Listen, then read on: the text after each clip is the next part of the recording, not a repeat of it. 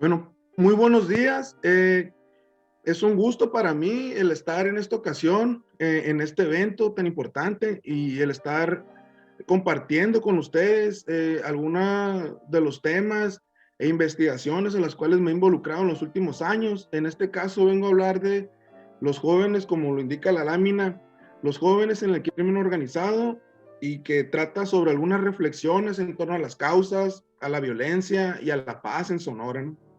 Como lo indica la siguiente lámina, eh, y, y, y, de lo que tiene que ver con estas transformaciones que vengo a hablar.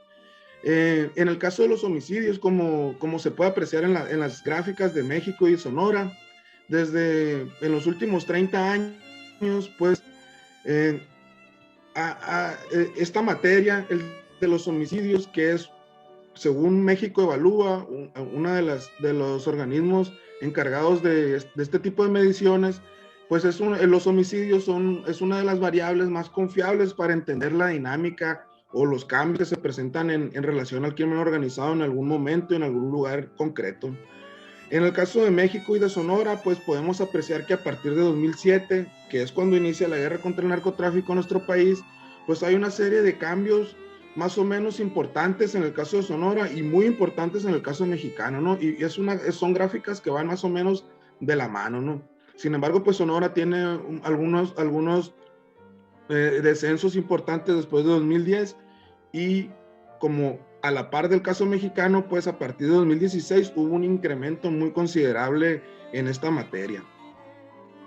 Continuando con la presentación, en el caso del homicidio en algunas localidades del estado, pues también se ve un comportamiento más o menos similar, ¿no? A partir de 2006-2007, es cuando inicia la guerra contra el narcotráfico, hay un cambio, hay una serie de comportamientos abruptos en los homicidios que, como ha señalado Semáforo Delictivo, pues se relacionan con la dinámica del subcampo del crimen organizado, del narcotráfico, en este caso del narcomenudeo, con dinámicas que tienen que ver con estos fenómenos.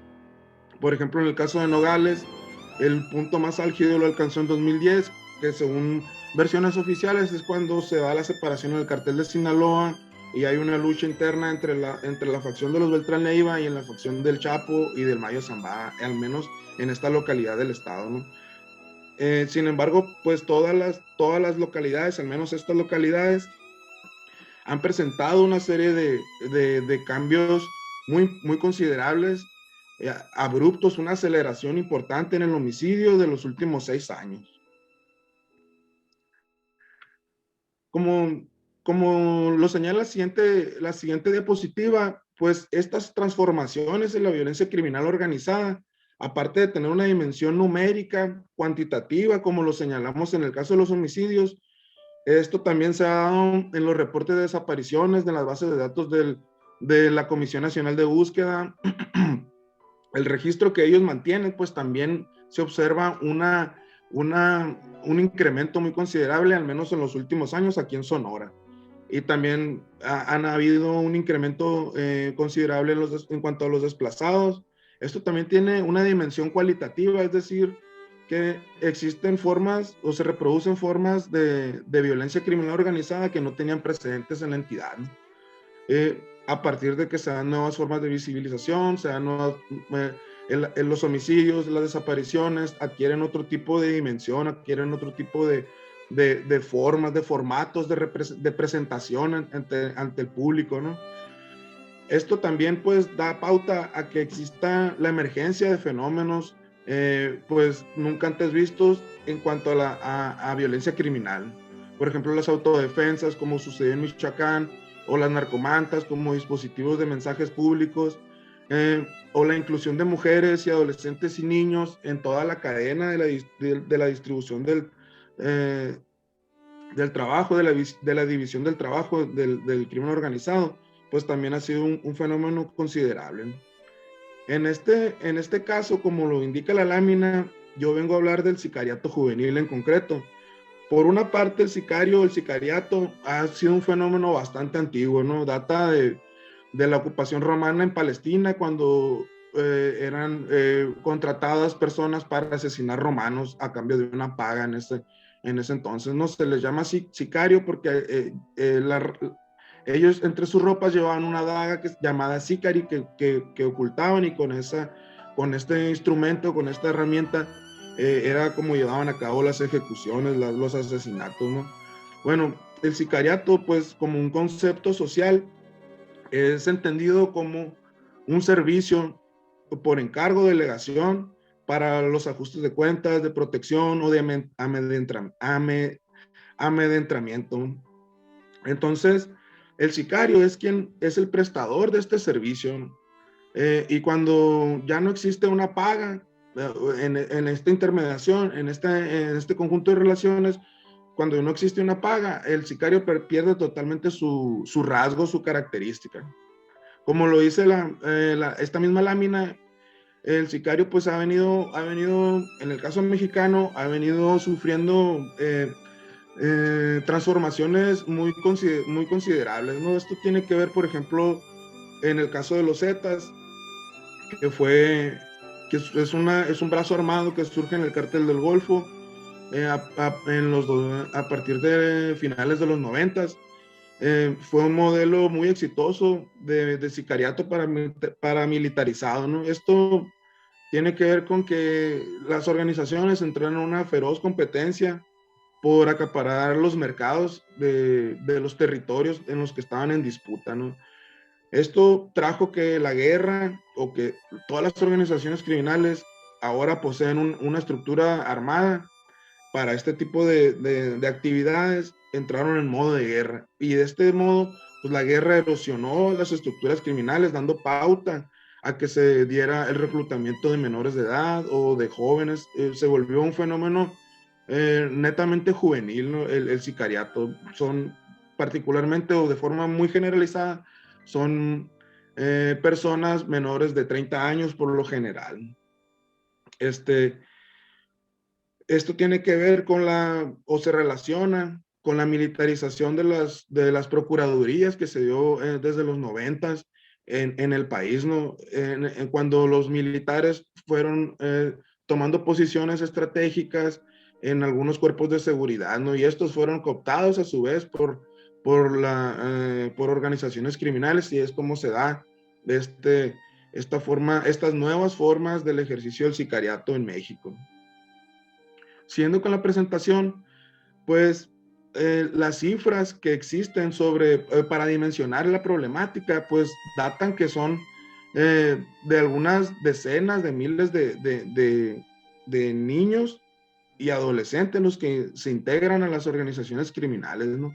Estos niños y adolescentes pues se consideran los casos más graves de la delincuencia juvenil actual en nuestro país. Sin embargo, pues no hay una estimación más o menos precisa de cuántos de esta cantidad de decenas de miles de niños y adolescentes que se integran a las filas del crimen organizado, del narcotráfico, cuáles son específicamente sicarios. Pues no se sabe de manera exacta, ¿no? Sino que estas decenas de miles se reparten en todas las divisiones, en toda la división social del trabajo de este campo del crimen organizado, ya sea como vigilantes, vendedores, en la siembra, en la producción de enervantes, y algunos para el sicariato también, ¿no? Sin embargo, pues no se sabe, no hay un dato exacto. Son estimaciones que han hecho sobre todo organizaciones de la sociedad civil. Continuando con la presentación, como dice, el objetivo de la investigación que llevé a cabo sobre este fenómeno emergente del sicariato juvenil, el objetivo era comprender los procesos individuales y sociales que posibilitan el inicio y el mantenimiento, el sostenimiento de la delincuencia, de este particular tipo de delincuencia. Con esto se quería indagar en las interacciones y percepciones que estos jóvenes tienen sobre la familia, los amigos, el barrio, y así localizar estas situaciones o agentes criminógenos que se relacionan con su involucramiento en la delincuencia organizada y en el sicariato. Para esto, como lo indica la presentación, la siguiente lámina, el marco teórico que se elaboró que se retomó para esta investigación, pues parte del hecho de que no existe una teoría que explique el sicariato juvenil, no hay algo tan concreto y tan específico. De esto, por eso tuvimos que recurrir a las teorías criminológicas, a las teorías de la criminología, en particular a esta escuela de pensamiento que surge en los 90, que es la criminología del curso de vida, que trata de ver las contingencias que intervienen o que influyen en las carreras delictivas, ¿no? En la curva de edad y delito, cómo los jóvenes ingresan a este bucle de delincuencia y conforme va pasando el transcurso de la edad, del curso de vida, se van disminuyendo. Entonces, nosotros retomamos la teoría interaccional de Thornberry. Esta teoría pues va en contra o va superando aquel modelo clásico de la explicación del delito, donde existe variables que impactan en la delincuencia, ¿no? Esta teoría, la teoría interaccional, pues indica que existen estas variables que se dan en el entorno del individuo y que impacten en la delincuencia, y que la propia delincuencia del individuo, la propia carrera delictiva, impacta en estas variables familiares, en los pares, en las percepciones, en los significados que tienen estos jóvenes, ¿no?, que se involucran en la delincuencia. Bueno, continuando con la presentación, el trabajo de campo de esta investigación se llevó a cabo en el ITAMA, que es el Instituto de Tratamiento de Aplicación de Medidas para Adolescentes en el Estado de Sonora, que es el organismo encargado de atender la delincuencia juvenil en el Estado. Como lo indica el mapa de la izquierda, pues muestra la distribución del lugar de origen de los jóvenes al momento de la detención para el año 2014, ¿no? En su mayoría, como lo indican las gráficas, pues en su mayoría son hombres los que acapara la delincuencia juvenil, ¿no? Es un terreno que es dominado por los varones, y también es un terreno en el que el robo en sus diferentes modalidades pues tiene también un acaparamiento, tiene una presencia muy importante en este conjunto de delitos. Es el robo y son los hombres los que cometen, son los delitos, y la población que mayormente se involucra en la delincuencia en estas edades. Continuando con la presentación, este trabajo pues partió de ciertas dificultades, porque no existe, hay un vacío jurídico penal, por lo cual no hay o no existe una tipificación de sicariato en cuanto a las tipificaciones penales, ¿no? Por lo cual se tuvo que llevar a cabo una revisión documental de los expedientes para delimitar una muestra que es conceptual, una muestra que es el del sicariato, que ya lo explicamos más atrás. Para esto se revisaron todos los expedientes de los jóvenes que ya tenían sentencia, y en particular se entrevistaron, se implementó la entrevista cualitativa, la entrevista semiestructurada, que es una metodología, una herramienta cualitativa.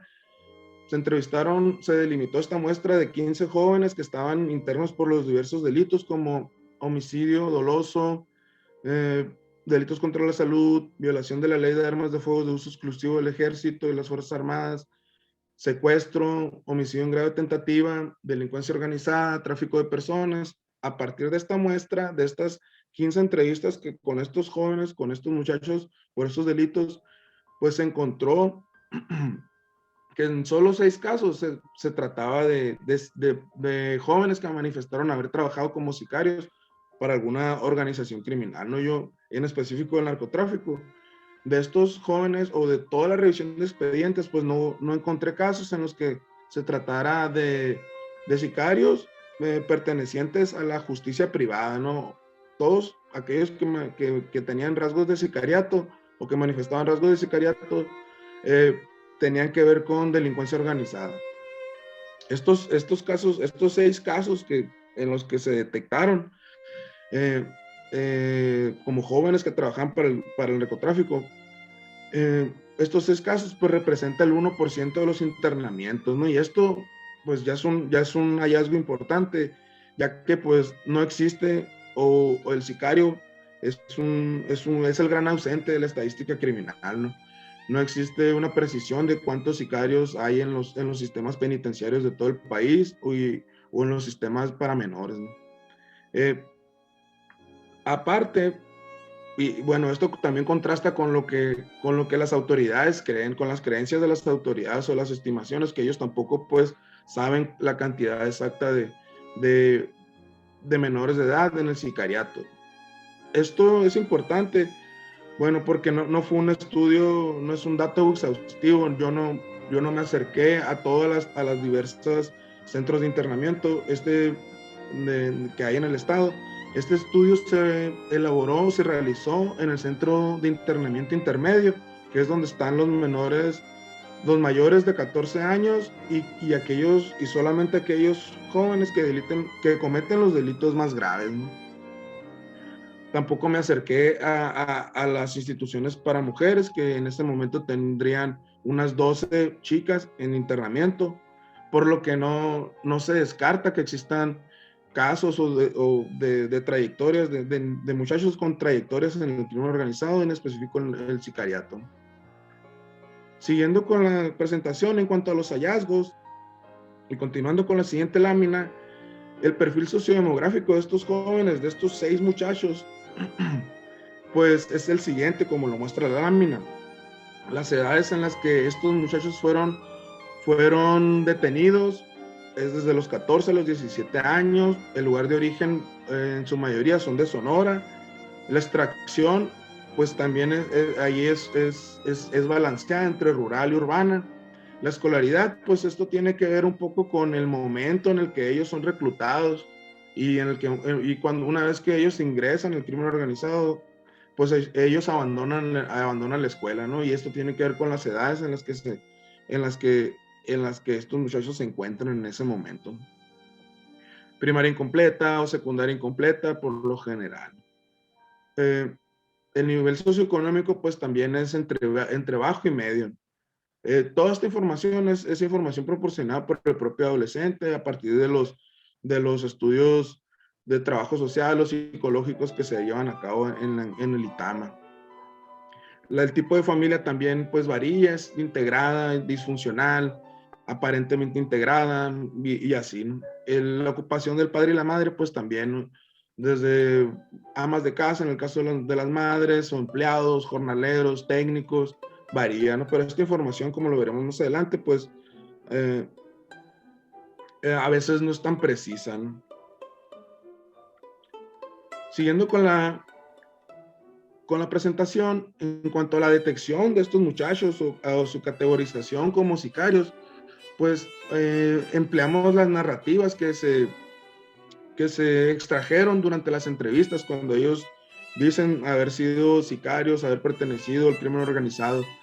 En este sentido, pues encontramos que existe una débil relación en el trinomio sicariato, homicidio, internamiento, solamente en 2 casos de estos 6. Solamente en 2 casos, estos muchachos estaban por homicidio, ¿no? o homicidio en grado de tentativa, los otros estaban por delitos contra la salud y asociación delictuosa, violación de la ley de armas de fuego, secuestro, otro tipo de tipificaciones que salen del homicidio, ¿no? Que no abarca el homicidio, por lo cual también es un contraste con el concepto, ¿no? Que el sicario la creencia de que el sicario es aquel que mata, bueno, al menos en el sistema de justicia, cuando estos muchachos son detectados, pues no necesariamente ingresan por el delito de homicidio, ¿no?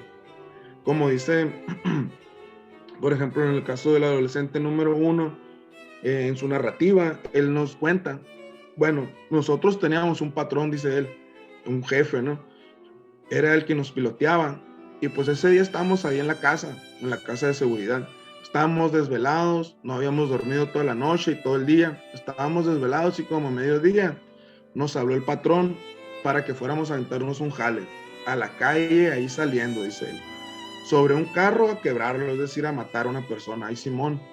Salimos, fuimos solos, pero el vato que íbamos a quebrar nos salió más listo, nos puso un 4, se hizo una balacera, nos agarraron y no alcanzamos a salir. Algunos, algunos de estos muchachos, y en su detección, este proceso de detección como sicarios, pues nos hablan cuando llegaron a trabajar, cuando su primer trabajo, nos dicen sus actividades. Por ejemplo, el adolescente número 3 dice, o sea que andábamos trabajando ahí para la mafia, dice, ¿para qué decir nombres, verdad? En este sentido, se habían establecido ciertas reglas con ellos antes de la entrevista, de no mencionar nombres, lugares, no mencionar nada concreto, sino que lo que se trataba era de rescatar estos procesos o estas trayectorias sin especificaciones, ¿no? También por cuestiones, obviamente, de seguridad. Y él nos dice, ¿no? ¿Para qué decir nombres? Y cuando llegué, me mandaron a trabajar, dice, el primer día que llegué. Y no, que vas a ir a matar a uno. Y todo bien, dije, como calándome acá para ver si me temblaba. Simón, dije, y ya me fui, me dieron una moto y otro güey, otros morros. Y ya agarré, me dieron la pistola, subí tiro, me la fajé y fui, y Simón, nos fuimos. Como él comenta, ¿no? Y a partir de ahí ya hace una narración de todo, de cómo se llevó a cabo ese asesinato, ¿no? Bueno, siguiendo con la presentación, un descubrimiento muy importante eh, que se llevó a cabo a partir de este contacto con estos jóvenes, pues tiene que ver con el desmantelamiento de los discursos oficiales y de los discursos periodísticos que tienen o que posicionan a la carencia económica como la principal causa o motivo para el ingreso de los jóvenes al sicariato, ¿no? Yo encontré familias con carencias económicas regulares, como ellos cuentan, ¿no? Algunas también de solvencia económica, que esto fue muy, muy contrastante y muy importante, pero yo no encontré en concreto ninguna historia de pobreza extrema. Como dice el adolescente 3, dice, en un ejercicio de sinceridad, eh, me dice, yo le voy a decir la neta, ahí nadie anda por necesidad, dice él, ¿no? Ahí andan porque les gusta el desmadre a los compas, ¿no? Por eso, no que por necesidad y que la familia, no. Ahí andan porque les gusta el desmadre a los compas, por eso reafirmo otra vez, ¿no? Esto es muy importante porque cuando estos jóvenes ingresan o son detectados por el sistema de justicia y cuando están en este proceso penal, eh, muchas veces ellos matizan la información que brindan a las autoridades, ¿no? En este caso, el adolescente número 3, él argumentaba, porque así se revisó en el expediente, que cuando llegó, y él me lo comentó en la conversación que tuvimos, que él cuando llegó al Itama, él argumentaba que trabajaba como albañil, que padecía o que había experimentado ciertas ciertas exclusiones, ciertas marginaciones, por lo cual eso era el motivo, ¿no? Pero él en este ejercicio de sinceridad o de honestidad, él comenta que no era por eso, ¿no? Simplemente, pues fue una estrategia para minimizar su estatus como en el proceso penal, ¿no? Y esto, pues las autoridades, pues es información que ellos no pueden controlar en este caso, ¿no? Pero por lo cual se requieren estrategias, como se verá más adelante, de indagación más sensibles, ¿no? Y para obtener o capturar la realidad como en realidad como realmente se produce, ¿no? Valga la redundancia.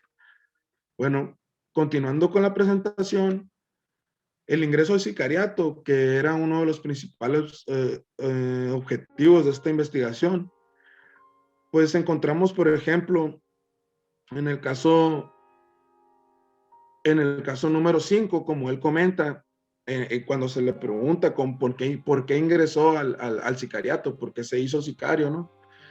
En este contexto, pues debemos entender que a los 13 años fue cuando él ingresó como sicario, siguiendo los pasos de su hermano mayor, y su hermano mayor ya tenía un año anterior a este, ya tenía un año trabajando como pistolero, ¿no? Como sicario.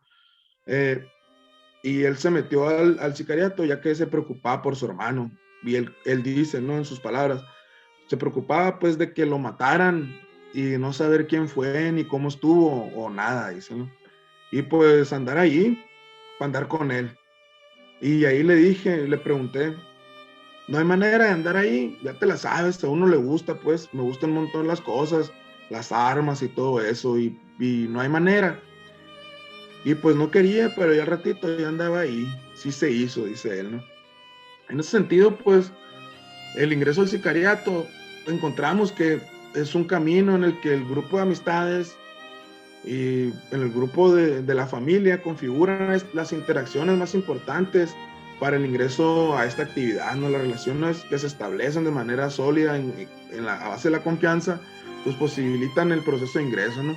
Yo en ningún caso encontré que el ingreso se diera de manera forzada o fuera un reclutamiento forzado como sucede en Guerrero, en Michoacán o en Tamaulipas o en otras entidades de la República. Pues en el caso sonorense yo no encontré, bueno, hasta ese momento yo no encontré ningún caso de reclutamiento forzado.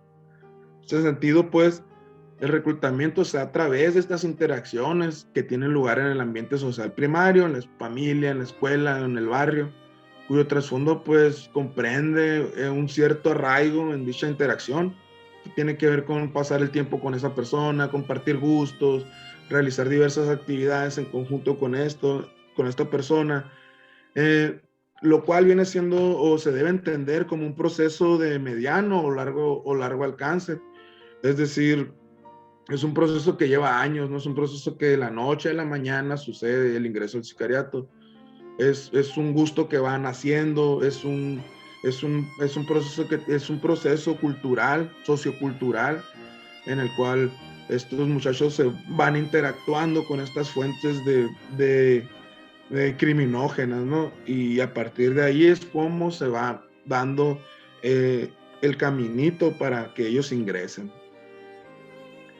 Continuando con la presentación, en cuanto al contexto, eh, encontramos, pues, por ejemplo, que, como dice el adolescente número 5, dice él, sobre el contexto que tiene que ver con el barrio, el lugar donde crecieron, la colonia, cómo era, ¿no?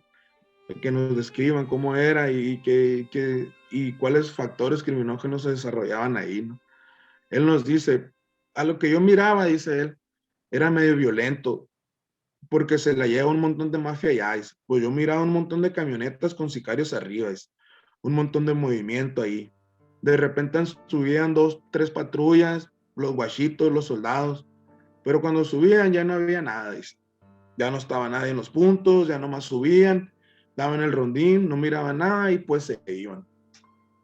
En ese sentido, pues, en los ambientes donde crecieron estos jóvenes, pues era escenario de actividad del crimen organizado, resultaba común la presencia de sicarios o narcotraficantes. El contexto, pues, comprende este proceso de culturación de la vida mafiosa, ¿no? Donde ellos están expuestos a estos ambientes, ¿no? Donde la adopción de valores de este tipo de delincuencia, pues, permea en esos contextos y se vuelve un elemento común. Esto no quiere decir que se vaya a generalizar y decir que todas las personas que viven en esos lugares pues ingresan o se integran al crimen organizado, ¿no? Sino que existen ciertas redes de solidaridad en eh, la que se reproduce este tipo de delincuencia, ¿no? No se puede generalizar y estos muchachos se insertan y se encuentran expuestos a este tipo de delincuencia y son este tipo de delincuencia que obviamente se da a través de un proceso de visibilización, es decir, que se vuelve público, ¿no? También pues es evidente que existe la ausencia o la ineficacia del Estado en estos contextos en donde se establece una cierta forma de orden paralelo que trastoca la condición de los jóvenes que ahí radican, ¿no? Bueno, el sicario, el narcotraficante, posee, aparte de un capital social, un capital simbólico, el cual los posiciona por cierta con cierto respeto, con cierta formas de admiración incluso, ¿no? Para estos muchachos. Continuando con la presentación, en cuanto a los procesos de la familia, la escuela y las carencias materiales, como veremos en el caso del adolescente número 2, tenemos que entender que, por ejemplo, sus tíos, su padrino y su papá se han dedicado al narcotráfico, ¿no? Incluso, bueno, en este momento su papá, bueno, en el momento en el que fue entrevistado, su papá todavía trabajaba para el narcotráfico, ¿no? También debemos entender que sus padres se separan cuando él tenía 4 años, su madre se volvió a casar con un militar, con el cual él sufrió un contraste, ¿no? Dice, en algún momento de su vida deseaba ser como su padrastro y en otro momento ya después deseaba ser como su papá, ¿no? Entonces tenía un modelo ahí muy contrastativo de estos modelos a seguir, ¿no? Por un lado el militar y por un lado el narcotraficante, ¿no? Sus hermanos de sangre pues son 2 varones, ambos agentes de policía. Tiene 3 hermanastras por parte de su padre y 5 por parte de su madre. Una de sus hermanastras se juntó con un mafioso, comenta él, ¿no? Su socialización, este proceso de adquisición de normas, estuvo a cargo de su mamá, de su hermana mayor y de su padrastro, ¿no? Y como él comenta, dice, yo era rebelde, dice, no me gustaba que me regañaran. Y en otra parte dice, yo era calmado, pero mis amigos eran bien traviesos, dice. Su hogar era más bien permisivo y no había reglas estrictas, ¿no? En cuanto a su trayectoria escolar, pues él asistió al kinder y a la primaria hasta 3er grado, que es cuando él se es reclutado, ¿no? A la edad de 10 años. En el preescolar, conoció a sus amigos y vecinos del barrio, quienes lo invitaron a trabajar a la sierra. Él de alguna manera pues fue coaccionado, ¿no? Le decían, con otras palabras, le decían, no seas miedoso, vámonos para la sierra a trabajar y a cambiar. Ellos veían como modelo también a seguir a un hermano mayor del amigo que conoció en el kinder, ¿no? Porque su hermano mayor pues ya había adquirido cierta reputación en el campo del crimen organizado, ¿no? Entonces, comenta haber tenido buena conducta, ¿no? Durante su trayectoria escolar.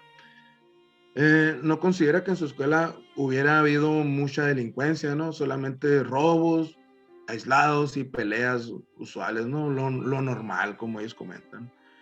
Su madre y su padrastro insistían en que debía estudiar para que no anduviera en malos pasos, ¿no? Anduvieron ahí, pero sin embargo, pues fue ineficiente al final de cuentas, pues este proceso. Y en cuanto a las carencias materiales, él dice, particularmente, no me faltaba nada, dice, sino que no sé qué me pasó. No me faltaba nada, tenía todo con mi mamá, cariño y todo. Era el consentido de mi mamá, dice él. Es que me fui con mis amigos, dice. Quise seguir los mismos pasos que mi papá, ¿no? Cuando él habla de este proceso de involucramiento delictivo. En ese sentido, pues, tenemos que los procesos de socialización son ineficaces, donde existen controles sociales débiles, familias permisivas o incluso criminógenas, ¿no? Hay un caso en el que el adolescente comenta, pues, yo siempre quise ser sicario, ¿no? Y ya le pregunto, bueno, ¿desde qué edad tenías cuando comenzó o nació esta inquietud? Desde que tengo uso de razón, dice él, desde los 7 años, ¿no? Siempre quise ser sicario. Mi papá también anduvo ahí, estuvo en la cárcel, y tiene que ver con estos factores, ¿no? En cómo la familia también influye, cómo el primo, cómo el hermano, cómo los papás, sobre todo el padre, como una figura, un modelo a seguir, también ha tenido repercusión, ¿no? en estas trayectorias en la delincuencia, en este tipo de delincuencia, ¿no?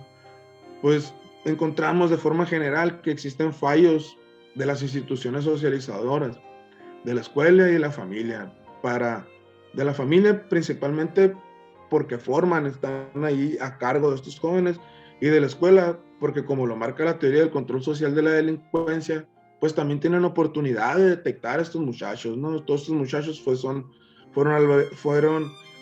alfabetizados en el sistema en el sistema escolar oficial, adquirieron cierta educación. Sin embargo, pues estas escuelas no tienen la capacidad de detección o de tratamiento temprano de estas conductas, de estos indicadores, ¿no? De estas trayectorias. Y como ya se comentó, pues no existen carencias económicas severas. Incluso hay casos de familias con mucha solvencia económica, ¿no? Por otra parte, continuando con la presentación, tenemos que, como dice la teoría interaccional de la delincuencia de Thornberry, la delincuencia también crea un efecto, es un vaivén, ¿no? Crea un efecto bidireccionado. En este caso, este tipo de delincuencia, el sicariato, pues corta de tajo las relaciones convencionales y las sustituye por relaciones o interacciones de tipo criminal, ¿no? Lo cual provoca una amplificación de la carrera criminal de estos muchachos. También afecta el consumo de drogas. Muchas veces cuando estos muchachos ingresan no habían consumido drogas y ya cuando se insertan en estas estructuras, pues tienen que hacerlo, ¿no? Porque es algo normal y es una herramienta más o es un insumo más para el trabajo que realizan. También vemos que este efecto bidireccional de la delincuencia modifica los rasgos de la identidad, ¿no? En el caso de la música y la vestimenta particularmente, estos muchachos cuando ingresan se visten como los demás, ¿no? Como sus compañeros, empiezan a vestir con tenis, Nike, con ropa de marca, camisetas Polo, Hollister, Aeropostale y demás, ¿no? De esas marcas, pantalón Levi's y tienen una vestimenta bastante particular, ¿no? Y bastante popular dentro de este sector de la población. La música también se modifica. Estos muchachos por lo regular escuchan, una vez que ingresan, la música que escuchan son narcocorridos y es el reggaetón. Bueno, en el caso eso tiene que ver también, las cuestiones de la identidad tiene que ver con su condición juvenil, no dejan de ser jóvenes, al contrario, son jóvenes que refuerzan su identidad cuando ingresan. En el caso del narcocorrido, pues como se cree o la creencia popular es que el narcocorrido causa delincuencia, ¿no? En este caso no es así, no es un elemento unidireccional que sea la causa del delito, ¿no? El narcocorrido, cuando es acompañado de todos estos factores que ya hemos venido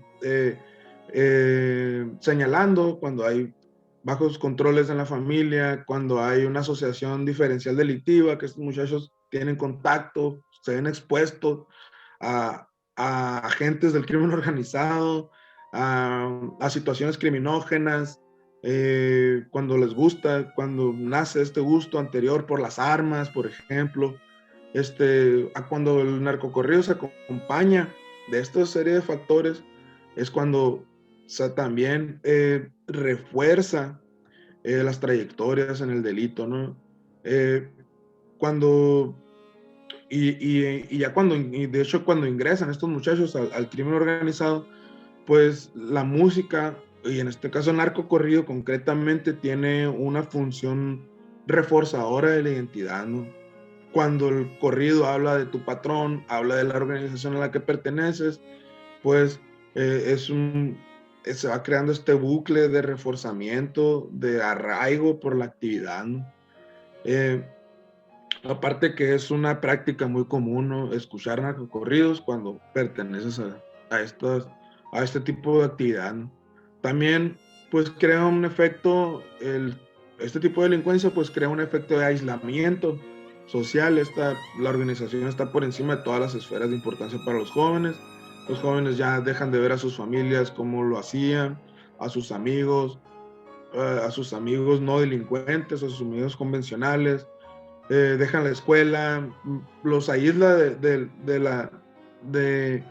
de las áreas de la vida convencional o conformista, como en términos criminológicos, ¿no? Es algo también fue un hallazgo muy importante. Y también algo también importante es el sentimiento de arrepentimiento, es una emoción que ellos experimentan cuando ingresan, ¿no? todos los casos experimentaron haber llegado, o argumentaron haber llegado a arrepentirse de haber ingresado sobre su involucramiento, ¿no? Sobre todo cuando existen momentos de alto riesgo, vulnerabilidad, ¿no? Las balaceras, cuando son a punto de ser capturados por por las fuerzas armadas, por las fuerzas del orden o por los grupos contrarios, los enemigos, ¿no? También existe pues o cuando el dinero escasea, cuando se tarda en llegar estos recursos, es cuando ellos se arrepienten de haber ingresado, ¿no? Todo el mundo lo experimenta y también hay un sentimiento de, de que tiene que ver con que se relaciona con el aislamiento, de extrañar a la familia, ¿no? Sobre todo a la mamá. También existe pues una percepción dual del trabajo, ¿no? Hay una percepción positiva y hay percepción negativa sobre el trabajo, ¿no? Las cuestiones positivas pues tienen que ver con el dinero, tienen que ver con los carros, los vehículos, las mujeres, las fiestas, todas estas extravagancias que se dan durante la vida en este tipo de delincuencia, en este campo de la vida. Y por otra parte, la percepción negativa pues tiene que ver con los riesgos del trabajo, con, con la vulnerabilidad a ser asesinados, con las horas que se les dedica al trabajo, la forma en que se le dedica al trabajo, estar casi todo el tiempo pues drogados, con alertas, siempre pendientes a las órdenes que se les dan, que pues tiene que ver con una forma de explotación laboral, ¿no? Para estos muchachos. Y aunque algunos de estos muchachos comentaron que habían existido casos en los que habían jóvenes que habían trabajado por algún tiempo y se habían podido retirar sin problemas, los jóvenes reconocen que son casos bastante raros, ¿no? Estos en los que el desistimiento se da por otras vías que no sea, ya sea el asesinato, la muerte o la detención, ¿no? La prisión. Como comenta uno de estos muchachos, dice, de salir, yo ya no podía salir, me dice. Cuando llegué ahí, el señor nos dijo, el patrono, el vato dijo, estas son las reglas del negocio, te mueres, te mato o te agarran, ¿no? Esas eran las opciones que les daban, o de una forma en la que ellos podían liberarse del contrato, ¿no? Bueno, continuando con la presentación, en cuanto a la prevención y el tratamiento, el tratamiento que estos muchachos reciben una vez que son detectados, pues para empezar, la detención de estos muchachos, pues eso no significa o representa una oportunidad de vida para ellos, ¿no? Cuando están ahí, pues tienen tiempo de reflexionar, tienen tiempo de que les nazca una convicción por el cambio, por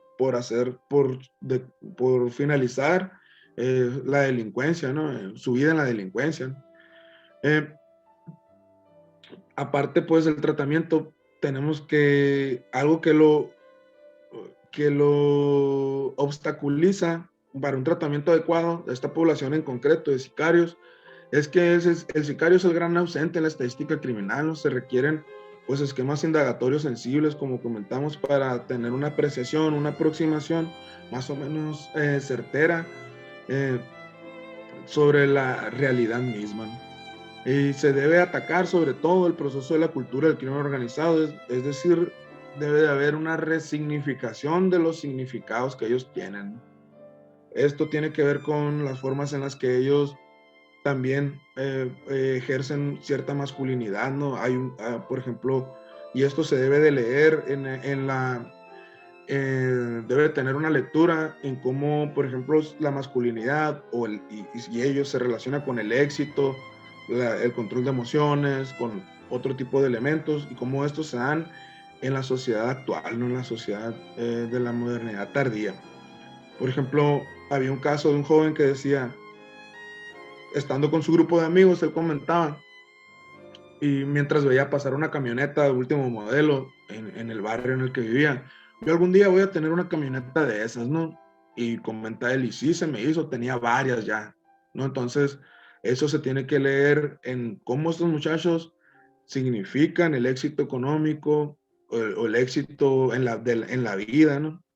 Y cómo esto se tiene que trabajar para que estos muchachos cambien estos significados que tienen sobre la vida, sobre sí mismos, sobre los otros, sobre la formación escolar, ¿no? Como se va a mencionar a continuación.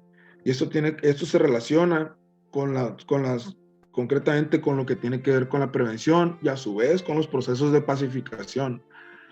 Pues para empezar, eh, relacionado con lo que ya comenté, tiene que ver con la prevención, tiene que ver con entender las condiciones o atender la condición juvenil, ¿no? Los significados y prácticas específicas de esta población y cómo estos significados y prácticas tienen que ver con el trabajo o la formación, cómo el trabajo o cómo la escuela concretamente ha dejado de ser una vía importante o la principal vía de movilidad social, ¿no? Para que ellos, para que exista una prevención adecuada en la escuela debe volver a significar una de las principales vías para que las personas adquieran o desarrollen una calidad de vida adecuada, ¿no? La escuela debe volver a significar aquello que se ha venido perdiendo en las últimas décadas, ¿no? Y esto también hay que leerlo, como se comenta, hay que hacer una lectura de estos elementos, pues como lo dice la nueva criminología cultural, hay que leerlo desde la sociedad actual, ¿no? Desde una sociedad individualizada, de una sociedad donde permea la incertidumbre, de una sociedad donde se ha modificado la familia, el trabajo para toda la vida. Entonces, tiene que ver con estas cuestiones, ¿no? Cómo estos muchachos se involucran por dinero fácil, rápido y por adquirir prestigio social, simbólico y también individual, o sea, de identidad en la sociedad actual, ¿no? Esto pues es un esfuerzo en conjunto, no hay medidas o no hay recetas mágicas para esto, ¿no? Es un esfuerzo que va a llevar tiempo, eh, del mediano o largo plazo, que involucra pues a instituciones del orden civil, a instituciones del Estado, de asistencia social, a las familias, a las escuelas, a los barrios vulnerables donde se reproduce este tipo de trayectorias, eh, por lo que, eh, como digo, tiene que ver con este conjunto de significados y prácticas específicas de la vida en la que estos muchachos pues han venido resignificando, han venido significando ciertos estereotipos, como por ejemplo estos muchachos no aspiran a ser abogado, médico, ingeniero, ¿no? Aspiran a ser sicario, narcotraficante, ¿no? Como, como una visión de corto plazo es también relevante para comprender este tipo de delincuencia, ¿no?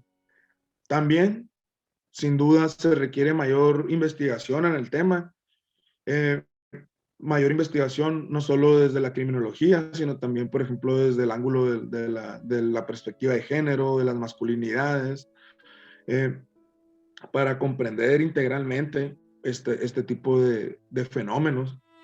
Por ejemplo, también esta tesis, bueno, de donde se desprende esta presentación, esta tesis, eh, pues aquí se exploraron los motivos o las situaciones que se involucran o que influyen en el involucramiento delictivo. Sin embargo, pues también se ocupa investigar o indagar aquellas motivaciones que se dan en estos contextos de violencia, en estos contextos de exposición al delito, a este tipo de criminalidad, cuáles son las motivaciones de la gente que decide no involucrarse, ¿no? ¿Cuál es este efecto de alejamiento delictivo cuando existe esta posibilidad de integración al crimen? Bueno, continuando con la presentación, en cuanto a las reflexiones finales, bueno, tenemos que entender que el sicariato es una posibilidad de existencia, ¿no?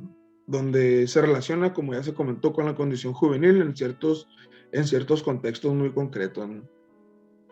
El sicariato, pues, también es un fenómeno de múltiples y complejas dimensiones jurídicas, no existe una forma concreta de detectarlos, para el sistema de justicia, sociales, económicas, culturales, psicológicas, que deben ser consideradas para una mayor comprensión de este mismo fenómeno, ¿no? Hay mucho trabajo, hay mucho trabajo que hacer sobre esto, sobre estas problemáticas, ¿no? Sin duda. Bueno, el sicariato es una experiencia social, herencia de la guerra contra las drogas, y en ese sentido, hasta que cambien las condiciones estructurales que ya hemos venido mencionando, estas condiciones que los propician, este tipo de delincuencia, este tipo de trayectorias o historias de vida, comenzaremos, como dice Edgardo Buscaglia, un importante analista un analista político del crimen organizado, hasta que cambien estas condiciones, pues vamos a ver el principio del fin, ¿no? Vamos a ver un cambio verdadero, un cambio en la disminución de este tipo de delincuencia. Por otra parte, pues, eh, se requiere también seguir indagando, como digo, investigaciones, y que al menos para las personas que se involucran, los académicos que se involucran en este tipo de temáticas, pues no son temas fáciles de abordar, ¿no? Hay que trabajar mucho sobre el estrés, sobre cierta presión, sobre el miedo, existe, ¿no? Y es algo muy normal. Eh, y es algo que las instituciones de educación superior o las escuelas de posgrado tienen que considerar, ¿no? Para crear estas condiciones, para el abordaje de estas problemáticas. Es un fenómeno, es una experiencia social que hemos venido visibilizando, que hemos venido viendo en los últimos años y que requiere esfuerzos eh, muy grandes, recursos y ir de la mano sociedad civil, academia y Estado, ¿no? Para atender adecuadamente, integralmente esta problemática. Bueno, por su atención, pues muchas gracias. Yo hasta aquí dejaría mi presentación.